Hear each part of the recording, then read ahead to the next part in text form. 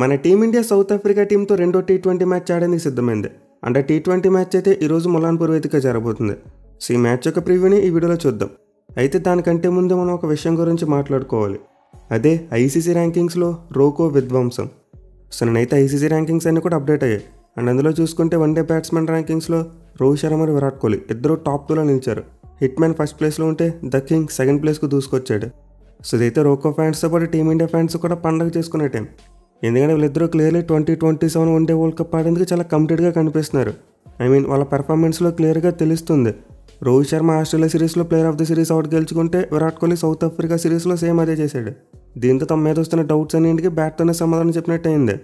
So ఒక 2 months back చూసుకుంటే మన చీఫ్ సెలెక్టర్ అజిత్ అగర్కర్ కొన్ని కామెంట్స్ చేశాడు వీళ్ళిద్దరి మీద. 2027 వన్డే వరల్డ్ కప్కు రోకో జోడీ నాన్ కమిటల్ అని చెప్పాడు. అంటే వీళ్ళిద్దరు వరల్డ్ కప్లో ఆడేందుకు కమిటెడ్గా లేరని చెప్పాడు. కానీ ఇప్పుడు చూసుకుంటే వీళ్ళిద్దరు ఐసీసీ ర్యాంకింగ్స్లో టాప్ 2లో కూర్చున్నారు వీళ్ళే. దీంతో అజిత్ అగర్కర్ ఇచ్చిన స్టేట్మెంట్కు చెప్పి దెబ్బ కొట్టినట్టు అయింది. At the same time south Africa series జరుగుతున్నప్పుడు వీళ్ళిద్దరిని కూర్చోబెట్టి ఒక మీటింగ్ పెట్టి ఫ్యూచర్ని డిసైడ్ చేస్తామని అన్నారు.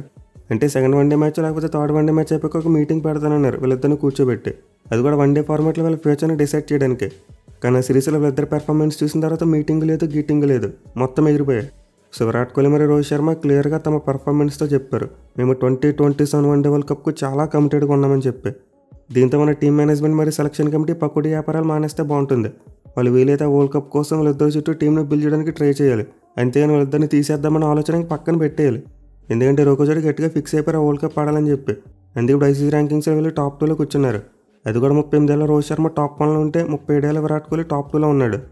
సో దీంతో ఎంతసేపు వాళ్ళని పక్కన పెట్టాలని చూస్తున్న మన టీం మేనేజ్మెంట్ కాస్త గేమ్ మీద ఫోకస్ పెడితే బాగుంటుంది. అంటే మిగతా ప్లేయర్స్ మీద అలాగే మిగతా ఫార్మాట్స్లో ఎలా మ్యాచ్లు ఆడాలో ఫోకస్ పెట్టండి. అంతేగాని వీళ్ళిద్దరి గురించి పెద్దగా ఆలోచించవలసిన అవసరం లేదు. పర్టికులర్గా విరాట్ కోహ్లీ అయితే సౌత్ ఆఫ్రికా సిరీస్లో చాలా పెద్ద స్టేట్మెంట్ ఇచ్చాడు. వింటేజ్ విశ్వరూపంతో పరుగులు వరద పారించాడు. ఇన్ఫ్యాక్ట్ 2011 సంవత్సరం దగ్గర నుంచి చూసుకుంటే విరాట్ కోహ్లీ ఇప్పుడు కూడా ఐసీసీ ర్యాంకింగ్స్లో టాప్ 10 బయట ఫినిష్ చేయలేదు. అంటే గత 15 ఏళ్లలో వన్డే బ్యాట్స్మెన్ ర్యాంకింగ్స్లో అతను ఇప్పుడు కూడా టాప్ 10లోనే ఉన్నాడు. ఇన్ఫ్యాక్ట్ 2024లోనే నెంబర్ 8లో ఫినిష్ చేశాడు. బట్ మిగతా 14 ఏళ్లలో చూసుకుంటే టాప్ 5లో ఉన్నాడు. సో దీంతో విరాట్ కోహ్లీ ఫార్మాట్లో ఎంత లెజెండరీ ప్లేయర్ మనం క్లియర్గా అర్థం చేసుకోవచ్చు. అలాగే రోహిత్ శర్మ చూసుకున్న చాలా కాలం నుంచి టాప్ 10లోనే ఉన్నాడు. Mainly for the first time ఒక ఇయర్ని నెంబర్ 1లో ఉంటూ ఫినిష్ చేస్తున్నాడు. అది కూడా తన ఫిట్నెస్ మీద ఏజ్ మీద క్వశ్చన్స్ వచ్చినప్పుడు ఇలాంటి అద్భుతమైన ఫీట్ సాధించాడు. సో డెఫినెట్లీ రోహిత్ శర్మ విరాట్ కోహ్లీ విషయంలో హంగర్ కనిపిస్తుంది. వాళ్ళైతే ఖచ్చితంగా 2027 వన్డే వరల్డ్ కప్ ఆడేందుకు చాలా కమిటెడ్గా కనిపిస్తున్నారు. మన టీం మేనేజ్మెంట్తో పాటు సెలక్షన్ కమిటీ ఎలాంటి రాజకీయం చేయకపోతే ఖచ్చితంగా 2027 వన్డే వరల్డ్ కప్లో ఆడతారు. చూద్దాం ఇప్పటికైనా మన సెలక్షన్ కమిటీతో పాటు టీం మేనేజ్మెంట్ పద్ధతి మార్చుకుంటారు లేదనేది. ఇక సెకండ్ టీ20 మ్యాచ్ విషయానికి వస్తే ఈరోజు న్యూ చండీగఢ్లోని ములాన్పూర్ వేదిక ఆడబోతున్నారు.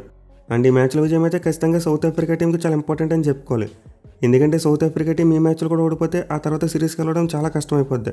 3 మ్యాచ్లు గెలిస్తేనే సిరీస్ సొంతం చేసుకోగలుగుతారు. సో ఈ మ్యాచ్లో సౌత్ ఆఫ్రికా టీం కంబ్యాక్ చేసి 1-1తో సిరీస్ని ఈక్వల్ చేయాలని చూస్తారు. వెరాజ్ మన టీమిండియా చూసుకుంటే ఆబ్వియస్లీ మ్యాచ్లు గెలిస్తే 2-0కి వెళ్ళిపోతారు. అంటే సిరీస్కి వెళ్ళడం చాలా ఈజీగా మారుద్ది. సో ఫస్ట్ టీ20 మ్యాచ్తో కంపేర్ చేసుకుంటే ఈ మ్యాచ్ అయితే ఇంకా కాంపిటేటివ్గా జరిగేందుకు అవకాశం ఉంటుంది. అంటే మరీ ఫస్ట్ టీ20 మ్యాచ్ అనేది వన్ సైడ్గా జరగకపోవచ్చు. ఎందుకంటే ఈసారి సౌత్ ఆఫ్రికా టీం కేర్ఫుల్గా ఆడతారు.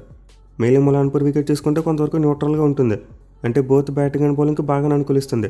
బట్ సమస్య ఏంటంటే ఇప్పుడు ఎలా ఉంటుందో తెలీదు. అంటే ఒక 2-paced వికెట్లా ఉంటుంది. కొన్ని సందర్భాల్లో బ్యాట్స్మెన్కు బేభత్సంగా అనుకూలిస్తుంది. వేరేజ్ మరి కొన్ని సందర్భాల్లో చూసుకుంటే బౌలర్స్ బేభత్సం చేస్తారు. సో ప్రీవియస్గా ములాన్పూర్ స్టేడియంలో అయితే ఒక ఇంటర్నేషనల్ మ్యాచ్ కూడా జరగలేదు. ఐపీఎల్ మ్యాచెస్ మాత్రమే జరిగాయి. అండ్ వాటిలో చూసుకుంటూ కొన్ని సందర్భాల్లో భారీ స్కోర్లు వచ్చాయి. అలాగే మరికొన్ని సందర్భాల్లో లో స్కోర్స్ కూడా వచ్చాయి. ఇన్ఫ్యాక్ట్ 4 సార్లు 190+ టోటల్స్ వచ్చాయి. అట్ ది సేమ్ టైం 4 సార్లు 150 బిలో టోటల్స్ కూడా వచ్చాయి. సో ఈ మ్యాచ్కి వాడిపోయి ములాన్పూర్ వికెట్ ఎలా బిహేవ్ చేసింది అంచనా వేయడం కొంతవరకు కష్టం. బట్ పిచ్ని చూసి మాత్రం ఏదో డిసైడ్ చేసుకోవచ్చు. అంటే లిటిల్ బిట్ గ్రాస్ ఏమైనా వదిలితే ఖచ్చితంగా ఫాస్ట్ బౌలర్స్కి బాగా అనుకూలిస్తుంది. లేదు డ్రైగా ఉంటే మాత్రం స్పిన్నర్స్ ప్లేలోకి వస్తారు. ఎస్పెషల్లీ గతంలో ఈ పిచ్కి అలాంటి స్వభావం ఉంది. అంటే మ్యాచ్ ప్రోగ్రెస్ అయిపోతే కొంతవరకు స్లో డౌన్ అవుతుంది. విచ్ మీన్స్ సెకండ్ హాఫ్లో స్పిన్నర్స్కి అనుకూలిస్తుంది. సో దీనివల్ల ఈ గ్రౌండ్లోని ఐపీఎల్ మ్యాచెస్ యొక్క స్టాట్స్ చూసుకుంటే 11 మ్యాచ్లో ఫస్ట్ బ్యాటింగ్ చేసిన టీం 6 మ్యాచ్లో గెలిచారు. చేస్ చేసిన టీం 5 మ్యాచ్లో గెలిచింది. అలాగే ఫస్ట్ ఇన్నింగ్స్ యావరేజ్ స్కోర్ చూసుకుంటే 169 ఉంది. దీంతో ఖచ్చితంగా ఫస్ట్ బ్యాటింగ్ చేసిన టీంకు కొంతవరకు అడ్వాంటేజ్ కనిపిస్తుంది. అయితే క్వశ్చన్ ఏంటంటే ప్రజెంట్ ఉన్న కండిషన్స్ వింటర్ సీజన్ కాబట్టి ఇప్పుడు ములాన్పూర్లో కండిషన్స్ చాలా డిఫరెంట్గా ఉంటాయి. అంటే మనం ఐపీఎల్లో చూసిన కండిషన్స్ అస్సలు ఉండవు. ఇన్ఫ్యాక్ట్ ఫుల్గా ఫాగ్ మరియు డ్యూ కనిపిస్తుంది. అంటే సో ఈ మ్యాచ్లో కూడా టాస్ అనేది ఇంపార్టెంట్గానే మారుతుంది. అంటే ఏ టీం టాస్ కలిసి ముందుగా ఫీల్డింగ్ తీసుకుంటారో వాళ్ళకి అడ్వాంటేజ్గా మారచ్చు. బట్ పాజిటివ్ థింగ్ ఏంటంటే మన వాళ్ళు లాస్ట్ మ్యాచ్లో టాస్ ఓడిపోయినా సరే మ్యాచ్ గెలిచారు. దీంతో మేబీ ఈ మ్యాచ్లో కూడా టాస్ అనే దానికంటే పెర్ఫార్మెన్స్ అనే ఫ్యాక్టర్ బాగా హైలైట్ అవ్వాలని చెప్పి ఆశిద్దాం. ఇక వెదర్ రిపోర్ట్ విషయానికి వస్తే ముందు చెప్పినట్టు నైట్ టైం మంచు కురుస్తుందంట. సో దీంతో వర్షం పడే ఛాన్సెస్ ఏమాత్రం ఉండవు. ఈవెన్ వెదర్ ఫోర్కాస్ట్లో చూసుకున్న రెయిన్ ప్రిడిక్షన్ ఏమీ లేదు, అబ్సల్యూట్లీ జీరో ఉంది. బట్ ఎనివే ఫాగ్ అనేది మరి ఎక్కువగా ఉంటే మ్యాచ్ని డిస్టర్బ్ చేసేందుకు అవకాశం ఉంటుంది. అంటే ఒకసారి మనం 2023 వన్డే వరల్డ్ కప్లో అనుకుంటా ధర్మశాల మ్యాచ్ అయినప్పుడు మంచి కారణంగా మ్యాచ్ ఆగిపోయింది. సో దీంతో మేబీ ఫాగ్ మరి ఎక్కువగా ఉంటే అలాంటిది అయితే రిపీట్ అవ్వచ్చు. అదర్వైజ్ మ్యాచ్కి అయితే వెదర్ పరంగా ఎలాంటి అడ్డంకులు ఉండవు. ఇక టీమ్స్ విషయానికి వస్తే లాస్ట్ మ్యాచ్లో సౌత్ ఆఫ్రికా టీం చాలా పూర్ పెర్ఫార్మెన్స్ ఇచ్చారు. ఎస్పెషల్లీ వాళ్ళ బ్యాటింగ్ కుప్పకూలిపోయింది. సో ఈ మ్యాచ్లో సౌత్ ఆఫ్రికా టీం గెలవాలంటే దీన్ని కరెక్ట్ చేసుకోవాలి.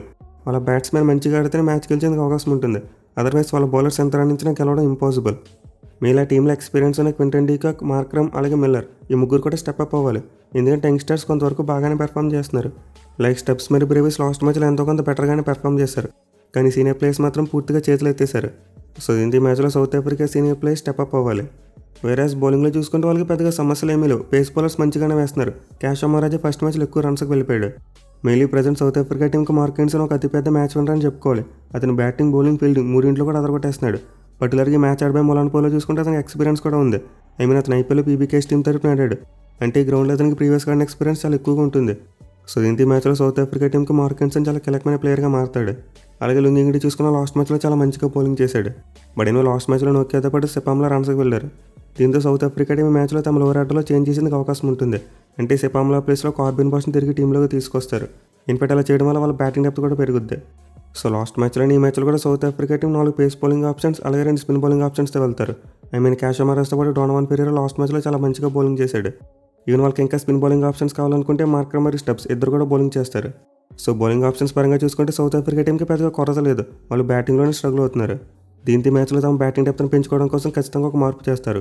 కార్బిన్ బాష్ ప్లేయింగ్ లెవెన్లోకి వస్తాడు. సో ఒక్క మార్పు తప్పిస్తే south Africa team most likely last మ్యాచ్లో ప్లేయింగ్ లెవెన్తో వచ్చేందుకు ఎక్కువ అవకాశాలు ఉంటాయి. ఇక మన టీమిండియా విషయానికి వస్తే లాస్ట్ మ్యాచ్లో చూసాం బౌలింగ్లో ఎలాంటి సమస్య లేదు. బౌలర్స్ అందరూ కూడా అద్భుతంగా బౌలింగ్ చేశారు. బట్ బ్యాటింగ్లోనే చాలా సమస్యలు కనిపిస్తున్నాయి. మళ్ళీ టాప్ 4 బ్యాట్స్మెన్ నుంచి ఎక్కువ రన్స్ రాలేదు. సో ఈ మ్యాచ్లో అయితే మన టాప్ 4 బ్యాట్స్మెన్లో కనీసం ఇద్దరైనా సరే ఎక్కువ రన్స్ కొట్టాలి. పర్టికులర్గా మన కెప్టెన్ మరియు వైస్ కెప్టెన్ ఇద్దరు బ్యాట్స్ నుంచి ఎక్కువ రన్స్ రావట్లేదు. అలాగే తిలక్ వర్మ కూడా స్ట్రగుల్ అవుతున్నాడు. సో దీంతో వాళ్ళు ముగ్గురు కూడా బాగా పెర్ఫామ్ చేయాలి. At the same time last match review వీడియోలో చెప్పుకున్నాం పవర్ ప్లేలో అభిషేక్ శర్మకి ఎక్కువ స్ట్రైక్ ఇవ్వాలి. ఎందుకంటే అతని స్ట్రాంగెస్ట్ జోన్ పవర్ ప్లేలో బ్యాటింగ్ చేయడమే. అతను కనుక ఫస్ట్ 6 ఓవర్స్లో ఒక 20+ బాల్స్ ఫేస్ చేశాడు ఖచ్చితంగా మన టీమ్ స్కోర్ పవర్ ప్లేలో 60 దాటేస్తుంది. సో మొదటి 6 ఓవర్స్లో ఎదురులో ఉన్న బ్యాట్స్మెన్ ఎలా అన్నా సరే అభిషేక్ శర్మకు మాత్రం ఎక్కువ స్ట్రైక్ ఇవ్వాలి. ఇక ఆల్రౌండర్స్ విషయానికి వస్తే లాస్ట్ మ్యాచ్లో అద్భుతంగా పెర్ఫామ్ చేశారు. హార్దిక్ పాండ్యా అయితే man of the match award గెలుచుకోవడం చూసాం. ఒంటి చేత మనకు టీమిండియా బ్యాటింగ్ భారాన్ని మోసాడు. అండ్ దుబాయ్ చూసుకున్న అక్షర్ కూడా తీసుకున్న కొంతవరకు వాల్యుబుల్ కంట్రిబ్యూషన్ ఇచ్చారు. సో ఆల్రౌండర్స్ పరంగా చూసుకుంటే మన టీమిండియాకి పెద్దగా సమస్య ఏమీ కనిపించట్లేదు. అలాగే తర్వాత జితేష్ శర్మ కూడా చాలా మంచి పెర్ఫార్మెన్స్ ఇచ్చాడు. మనం ఫస్ట్ మ్యాచ్ రివ్యూ టైంలో పెద్దగా మెన్షన్ చేయలేదు కానీ జితేష్ శర్మ చాలా మంచి పెర్ఫార్మెన్స్ ఇచ్చాడు. బ్యాటింగ్లో చూసుకున్న కీపింగ్లో చూసుకున్న చాలా బాగా రాణించాడు. పర్టికులర్గా కీపింగ్లో 4 క్యాచ్లు తీసుకోవడం చూసాం. సో మన టీమిండియాకు టాప్ 4లోనే సమస్య ఉంది. ఆ తర్వాత పెద్దగా సమస్యలు ఏమీ కనిపించట్లేదు. ఈవెన్ బౌలింగ్ కూడా అదిరిపోయింది. మన పేస్ బౌలర్స్తో పాటు స్పిన్నర్స్ కూడా అద్భుతంగా రాణిస్తున్నారు.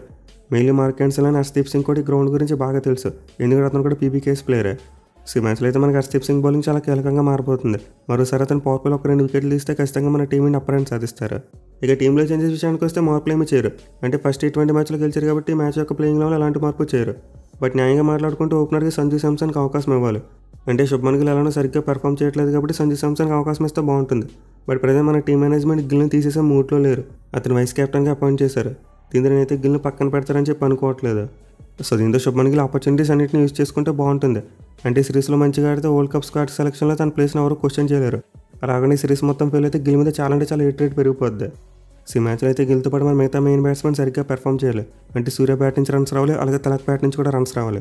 చూడాలి మరి వీళ్ళు కంబ్యాక్ చేసి మంచిగా పెర్ఫామ్ చేస్తారా లేకపోతే సౌత్ ఆఫ్రికా టీం ఏమైనా కంబ్యాక్ చేస్తుంది అనేది.